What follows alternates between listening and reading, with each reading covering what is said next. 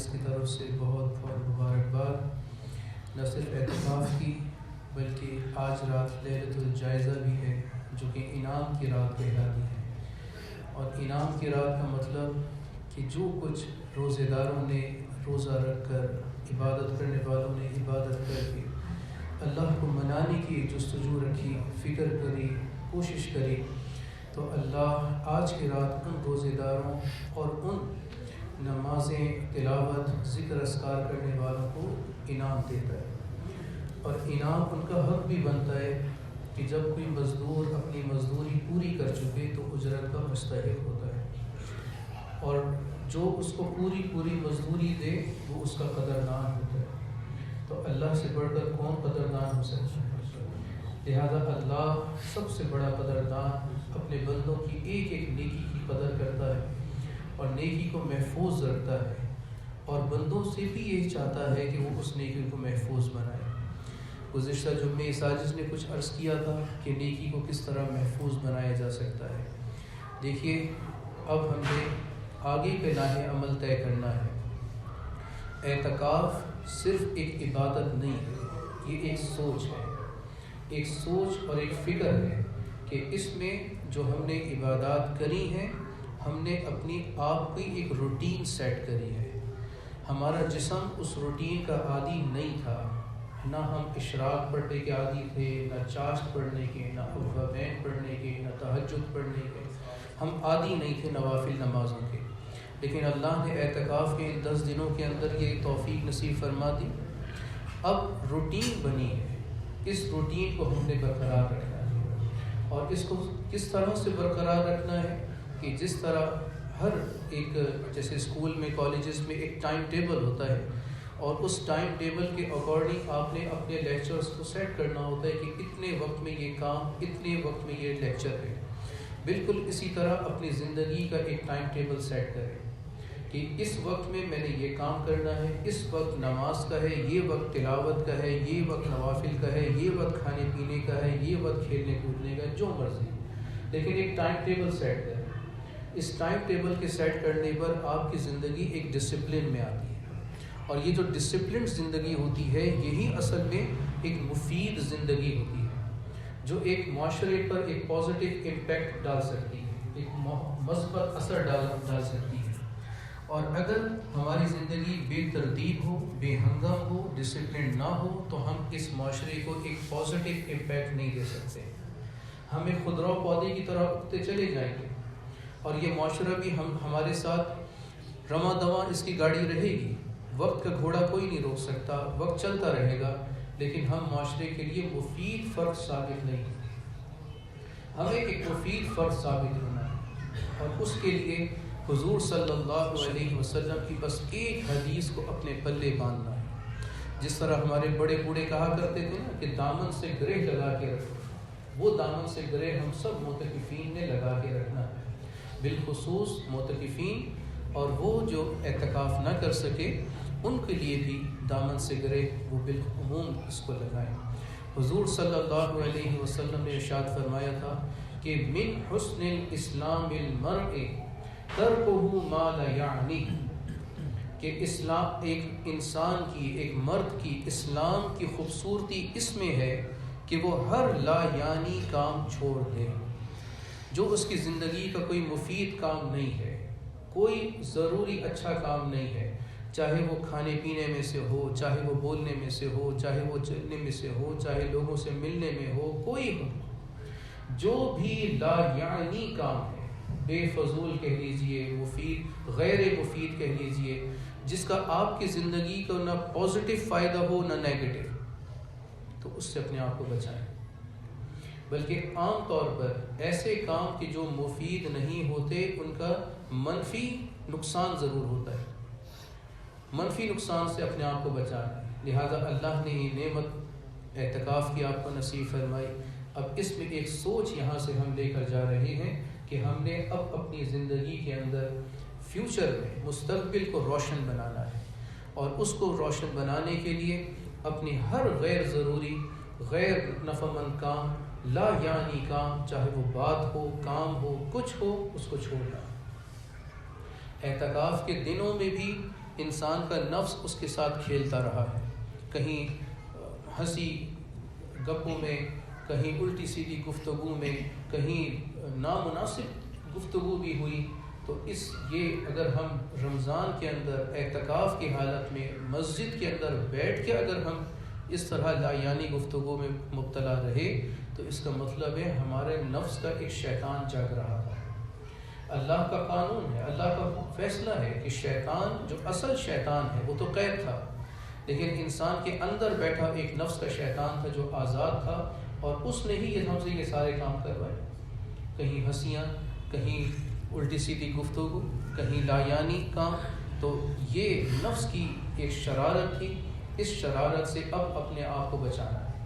شیطان اب اس کا ساتھی بن چکا ہے، شیطان آ چکا ہے. اب شیطان اب اس نفس کے ساتھ مل کر دو دشمن بن چکے ہیں، اور یہ اب ایڑی چوٹی کا زور لگائیں گے کہ جو آپ نے نیکیاں کمائی ہیں انہیں پانی کی طرح بہا دیں، انہیں ضائع کریں. نیکی کو محفوظ بنانا ہے، بنانے کا قاعدہ اس سازش نے آپ کو عرض کر دیا. لا یعنی کام سے بچنے، اپنی زندگی کو ایک ڈسپلنڈ زندگی بنائیں، ٹائم ٹیبل کے مطابق اپنی زندگی کو سیٹ کریں، اور پھر اس زندگی کو آپ خود دیکھیے گا کہ آپ ایک پازیٹیو شہری بن کر ابھریں گے. اللہ آپ کی اس اعتکاف کو قبول فرمائے، لمحے لمحے کی عبادت کو مقبول فرمائے، آپ کو اور آپ کے گھر والوں کو اس کی برکات اور رحمتوں سے حصہ عطا فرمائے. بسم اللہ الرحمن الرحیم. ربنا آتنا فی الدنیا حسنہ وفی الآخرۃ حسنہ وقنا عذاب النار. ربنا تقبل منا انک انت السمیع العلیم وتب علینا انک انت التواب الرحیم. ربنا تقبل صیامنا وقیامنا وتلاوت القرآن. یا اللہ معتکفین کے اعتکاف کو قبول فرما، ان کی اس اعتکاف کے اندر کی گئی تمام اعمال صالحہ قبول فرما، نمازوں کو، تلاوت کو، ذکر اذکار کو، تسبیحات کو، ان کے لمحے لمحے کو مقبول فرما. یا اللہ ان کاموں میں ہو سکتا ہے کہ ہم سے خطائیں ہوئی ہوں، لغزشات ہوئی ہوں، نادانیاں ہوئی ہوں، بھول ہو گئی ہو، اللہ تو معاف فرما، قیامت کی گرفت سے محفوظ فرما. اللہ ان لمحات کو ہمارے لیے توشہ آخرت بنا دے، ذریعہ نجات بنا دے، حضور صلی اللہ علیہ وسلم کی شفاعت کا حقدار بنا دے، اور اس رمضان کو ہمارے لیے واقعتاً ایک ایسا رمضان بنا جو کل قیامت کے دن شفاعت کرنے والا ہو. اللہ حضور علیہ السلام کی بد دعا کا مصداق نہ بنا. حضور علیہ السلام نے جس کے لیے بد دعا کی کہ رمضان کا مہینہ پا کر بھی وہ اپنے اللہ سے مغفرت نہ کروا سکا، اللہ اس کے لیے ہماری مغفرت فرما دے، اور حضور کی اس بد دعا کا مصداق نہ بنا.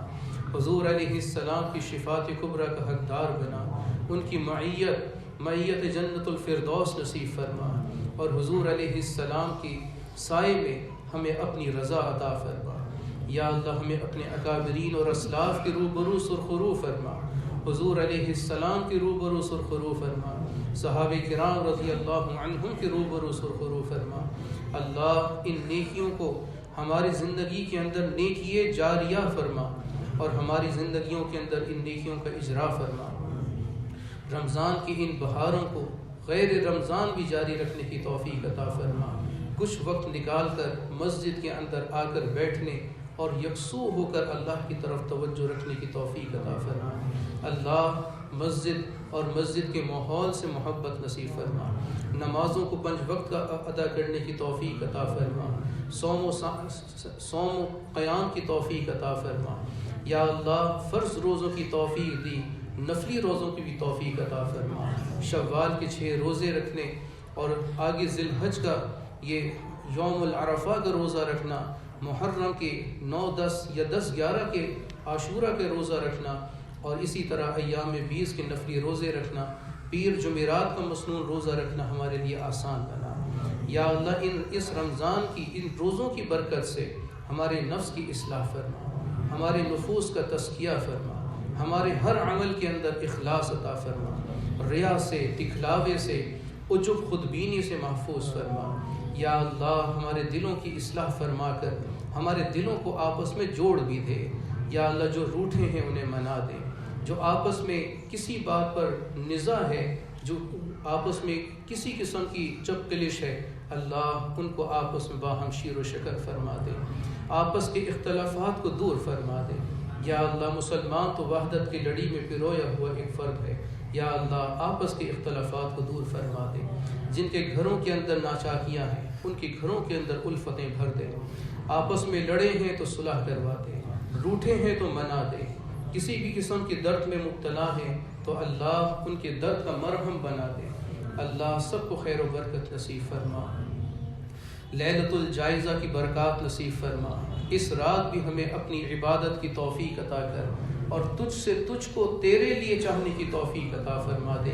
اللہ رمضان کے اندر معتکفین کے اعتکاف کا خیال رکھتے ہوئے مسجد نے بے انتہا خدمات سر انجام دیں، منتظمین معاونین کو بہترین جزائے خیر عطا فرما، ان کے گھر والوں کو خیر و برکت نصیب فرما۔ یا اللہ ہمارے گھر والوں نے بھی، ہماری ماؤں نے، بہنوں نے، بیٹیوں نے ہمارے سحری افطاری کے لیے بے لوث خدمتیں سر انجام دی، اللہ ان کو بہترین صلہ عطا فرما، بہترین جزائے خیر عطا فرما، ان کے دامن کو عفت اور عصمت عطا فرما، ان کو خوشیوں بھرا مستقبل عطا فرما۔ اللہ جو جوان بچے بچیاں گھروں میں ہیں اللہ ان کے فرائض ادا کرنا والدین کے لیے آسان بنا، اللہ سب کو خیر و برکت نصیب فرما۔ اے اللہ یہ ہمارے ہاتھ اٹھے ہیں خالی، اس میں اپنی رحمت کو بھر دے، اپنی مغفرت کو بھر دے، اپنی ستاری کو بھر دے، اور اے اللہ آنے والا دن ہمارے لیے عید سعید بنا دے، اللہ عید سعید بنا دے۔ ربنا آتنا فی الدنیا حسنہ وفی الآخرۃ حسنہ وقنا عذاب النار، ربنا اتمم لنا نورنا واغفر لنا انک علی کل شیء قدیر۔ یا اللہ ہمارے ملک پاکستان پر رحمت فرما، اندرونی بیرونی دشمنوں سے محفوظ فرما، سرحدات کو محفوظ و مامون بنا، اور ہمارے قبلہ اول اور دین و حرم کی حفاظت فرما، جو اس کے چوکیدار ہیں اس کے محافظ ہیں اللہ ان کی مدد فرما۔ ہمارے تمام اہل غزہ، اہل فلسطین، شام اور تمام دیگر مسلمانوں کی مدد فرما۔ ہمارا عقیدہ ہے کہ حضرت مہدی علیہ الرضوان کو ظہور ہونا ہے، حضرت عیسیٰ علیہ السلام کو نزول ہونا ہے۔ اللہ جب ان کا ظہور اور نزول ہو تو ہمیں ان کا حواری بنا، ان کا ساتھی بنا، ان کے لشکر کی شامل ہونے والا فرد بنا، اور اگر ہماری عمر اس وقت تک وفا نہ کرے اللہ ہماری اولاد میں ایسے لوگ پیدا کر جو ان کا ساتھ دیں اور اس ثواب میں ہم سب کو بھی شریک بنا لیں۔ ربنا تقبل منا انک انت السمیع العلیم وتب علینا انک انت التواب الرحیم، وصلی اللہ وسلم علی رسولہ النبی الکریم وعلی آلہ واصحابہ اجمعین، آمین برحمتک یا ارحم الراحمین۔ اللہ کو ہر دم یاد کر، اس نام سے دل شاد کر۔